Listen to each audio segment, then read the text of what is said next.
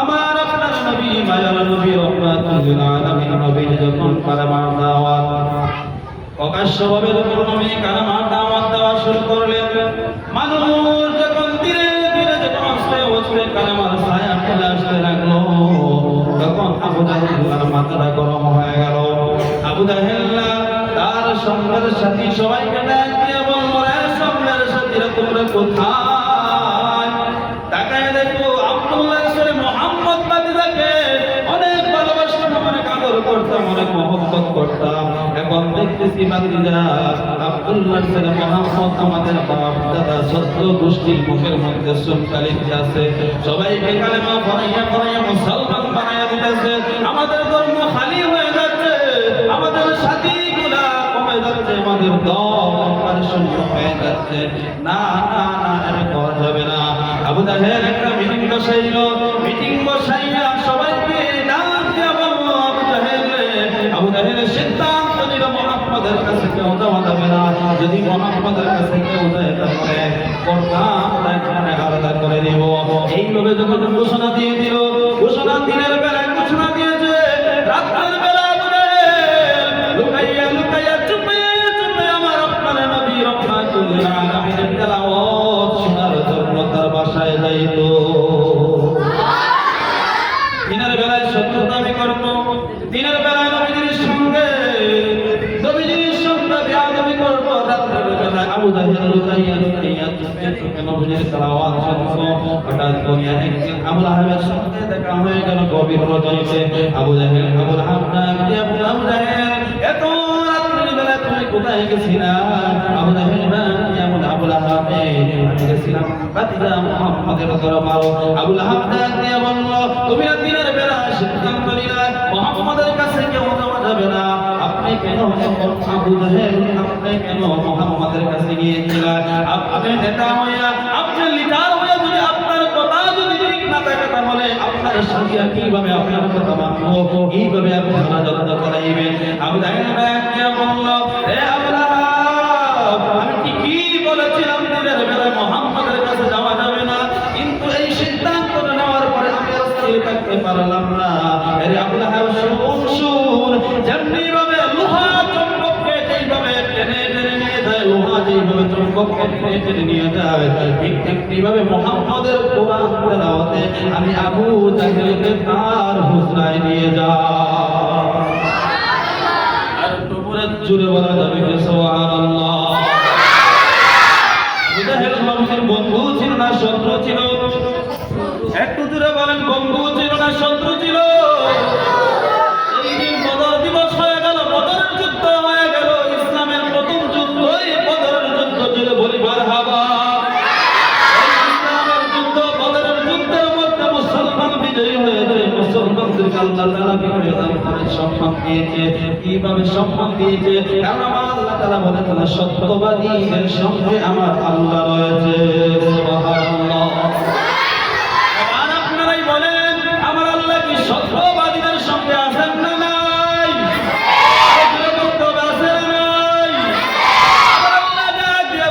সত্যবাদীরা তোমরা শোনো, তোমরা পরিপূর্ণভাবে আমি আল্লাহর উপরে বিশ্বাস রাখো, পরিপূর্ণভাবে আমি আল্লাহর উপরে ভরসা রাখো। যেই ব্যক্তি আমি আল্লাহর উপরে পরিপূর্ণভাবে বিশ্বাস রাখে, ভরসা রাখে, ওই বান্দার আর কোনো চিন্তা থাকে না, কোনো টেনশন থাকে না, ওই বান্দা হয়ে যায় আমার, আমি হয়ে যাই ইমানদার। জোরে সুবহানাল্লাহ।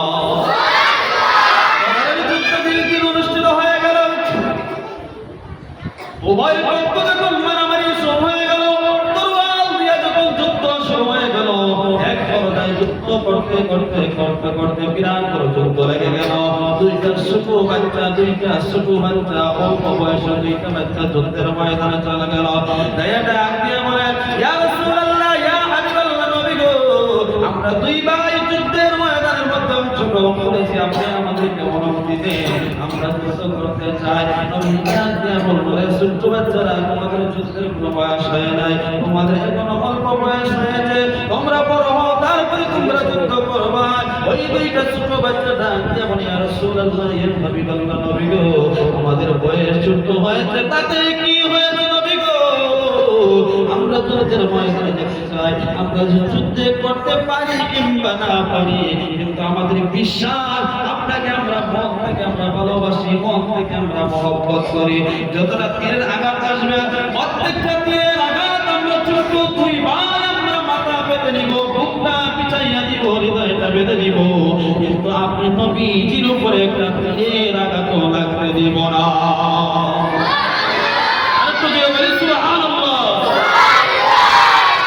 প্রচুর মানুষ লাগে।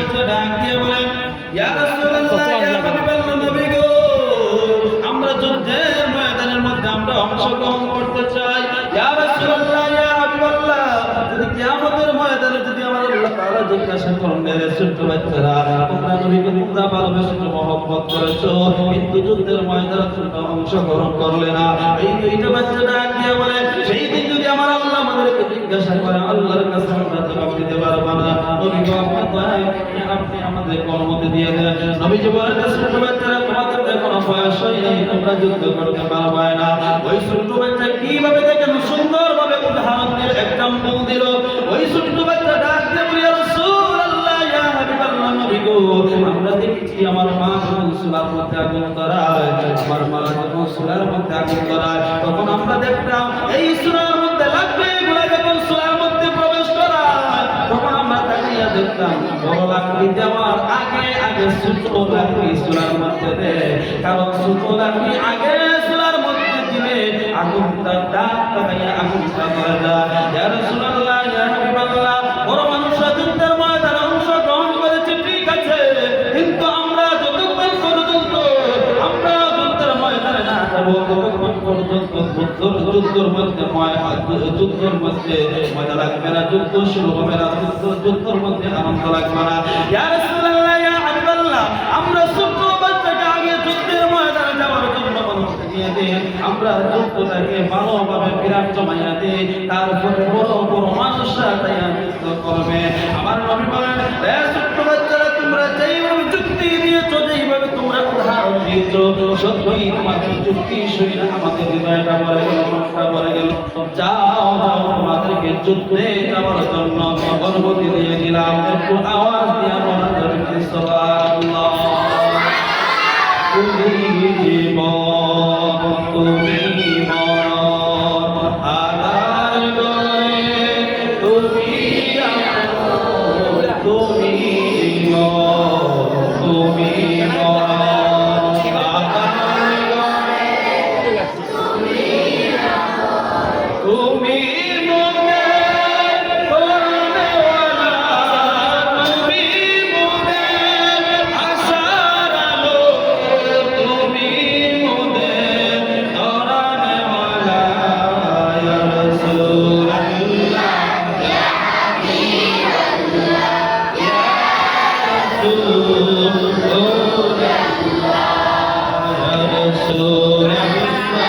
ইয়া রাসূলুল্লাহ, তুমি মোদের আশা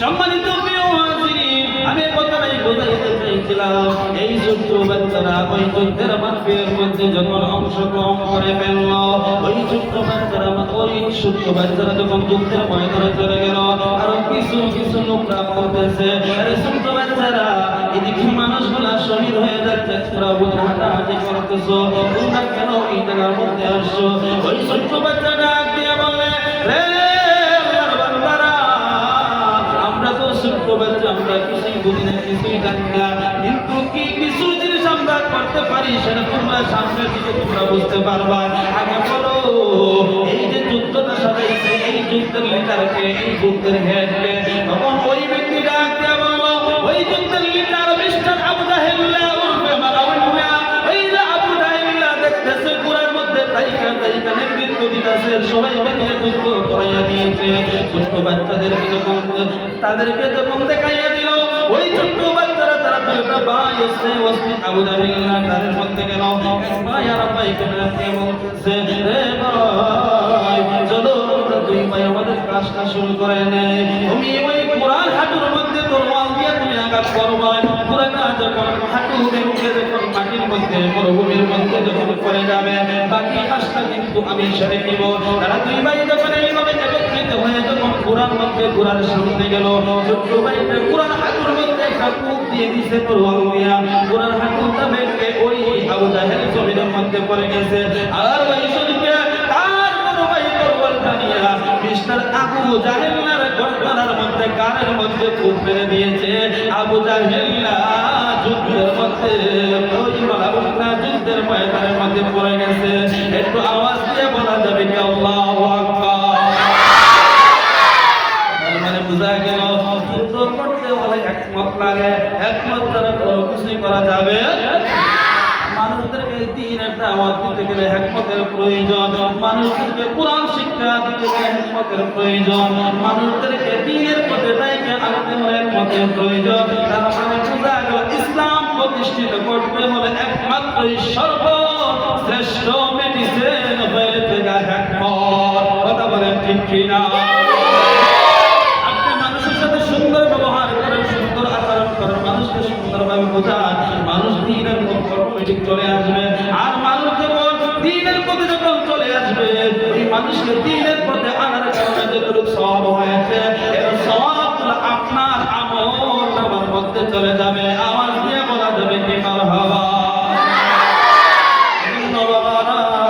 আজকে আমরা যেই অনুষ্ঠানের মধ্যে আমরা উপস্থিত হয়ে গেলাম সত্যই রমাদান দেখে মানুষদেরকে কিভাবে হিকমতের মাধ্যমে আমাদের শামসুল উলামা আল্লামা চৌধুরী সাহেব রহমাতুল্লাহি আলাইহি কিভাবে বাংলার জমিনে শুধু বাংলার জমিনে না বাহিরের জমিনে প্রবাস জগতেও আল্লাহর পবিত্র মহাগ্রন্থ আল কোরআন মানুষের অন্তরে অন্তরে মানুষের জ্ঞানে জ্ঞানে পৌঁছায়া দিয়েছেন আজকে পৃথিবীর যেদিকেই তাকাই ওই দিকেই তাকাইলে আমরা দেখতে পাই প্রত্যেকটা ঘরে ঘরে কোরআনের চারি তৈরি হয়ে গেছে কথা বলেন ঠিক কিনা আমারে আমরা দারুল কেরাত সর্বদা আমরা পড়তে চাই কি চাই না একবার করে গেল শেষ হয়ে যাবে না না না না প্রতি বছর আমরা দারুল কেরাত অনুষ্ঠিত করতে হবে শুধু তাই নয় যে সব যুবক ভাইয়েরা মুরব্বী বাবারা প্রবাসী ভাই বন্ধুরা সবাই মিলিয়ে দারুল কেরাত তারা অনুষ্ঠিত করোনা গ্রামের মধ্যে আঞ্জাম দিতেছে ওই যুবক ভাই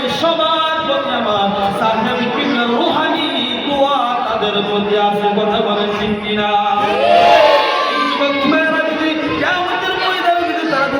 বলতে না পারে আল্লাহ যদি জিজ্ঞাসা করে তখন যদি তারা বলে আল্লাহ কিছুই করতে পারি না এই রমজান মাসের মধ্যে সাহেব কিবলার অবদান কোরআনের খেদমত কোরআনের দারুল কেরাত আমরা প্রতিষ্ঠিত করেছিলাম কোরআনের কথা বলেছিলাম দারুল কেরাতের কথা বলেছিলাম আমার মেহনতের কারণে প্রত্যেকটা করে করে কোরআন সুন্দর করিয়া পড়তে পারে এমন ছাত্ররা আমরা তৈরি করেছি আল্লাহ যদি দয়া করে মাফ হইয়া দাও তাহলে আল্লাহ অবশ্যই মাফ করবে কেন না কাল কিয়ামতের ময়দানে যদি কোনো মানুষ দারুল কেরাতের সাথে সুসম্পর্ক রাখতে পারে কোনো মানুষ যদি আল্লাহর কেরাতের সাথে সুসম্পর্ক রাখতে পারে দুনিয়ার মানুষ মানুষকে বলে যাইতে পারে কিন্তু আল্লাহর কালাম কোনদিন তাকে বলবে না কথা বলেন ঠিক কিনা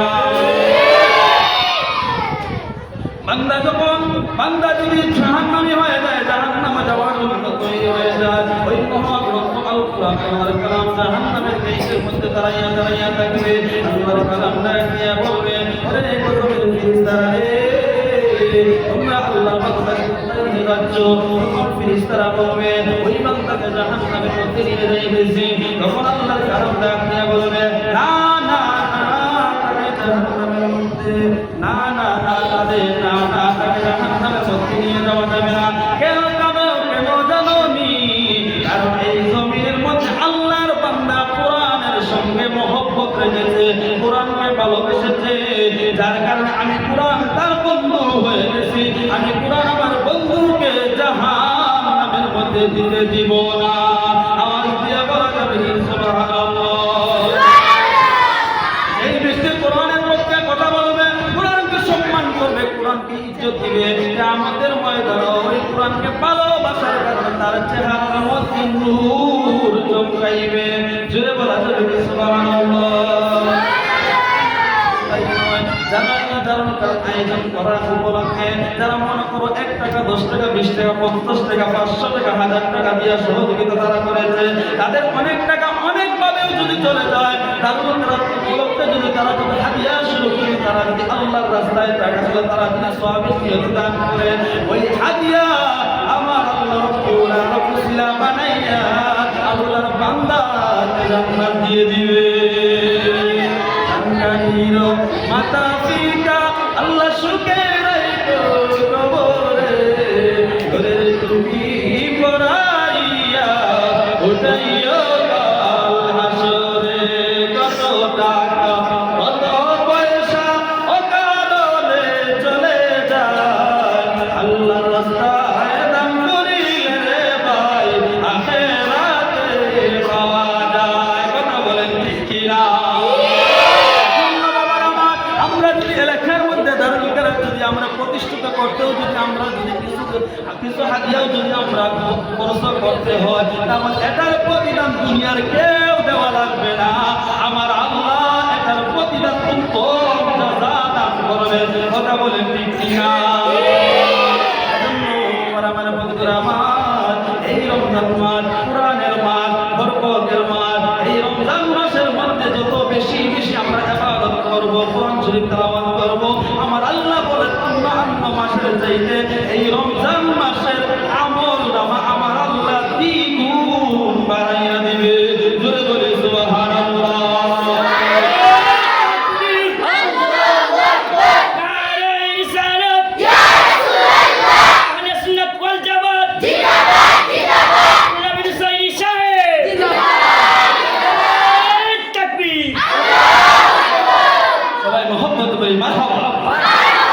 তাহলে আমরা এই রমজান মাস পাই আমরা খুশি না বেজার? আমরা খুশি, তামাম জগৎ খুশি, কিন্তু একজন বেজার। যেটা বলো বলতে মিস্টার ইবলিস উল্পে যেটা আমরা সহজ ভাষায় বলি মিস্টার শয়তান। কথা বলেন ঠিক কিনা? আমাদের প্রকাশ্য শত্রু শুধু একজনই বেজার, সেটা হচ্ছে শয়তান। আমরা ওই শয়তানকে আমরা দূরে থাকতে হবে, আমরা বেশি বেশি আমল করতে হবে, আল্লাহকে সন্তুষ্টতা আমরা করতে হবে, আর নিজেকে ইসলামের মধ্যে আমরা তৈরি করতে হবে, নিজেকে আগে ইসলামের মধ্যে সাজাইতে হবে, কোরআনকে পরিশুদ্ধভাবে আমরা শিক্ষা করতে হবে। আমরা এখন বর্তমানে শিক্ষা করব, এর পরবর্তীতে আমরা আরেকজনকে আমরা শিক্ষা দিতে চাই কি চাই না? যে ব্যক্তি নিজে কোরআনকে আগে শিক্ষা করে পরবর্তীতে অন্যজনকে শিক্ষা দেয়, ওই ব্যক্তি হচ্ছে পৃথিবীতে সর্বশ্রেষ্ঠ ব্যক্তি। কথা বলেন ঠিক কিনা? মহান রব্বুল আলামিন আমাদের সকলকে কবুল করে। সবাই বলি আমিন, আমিন। আল্লাহ রাব্বুল আলামিন আমাদের সকলকে দ্বীনের হকের করতে কবুল করে। একটু মন থেকে সবাই সবার জন্য আমরা দোয়া করি, আল্লাহ তাআলা যেন দ্বীনের জন্য সবাইকে কবুল করে। সবাই বলি আমিন।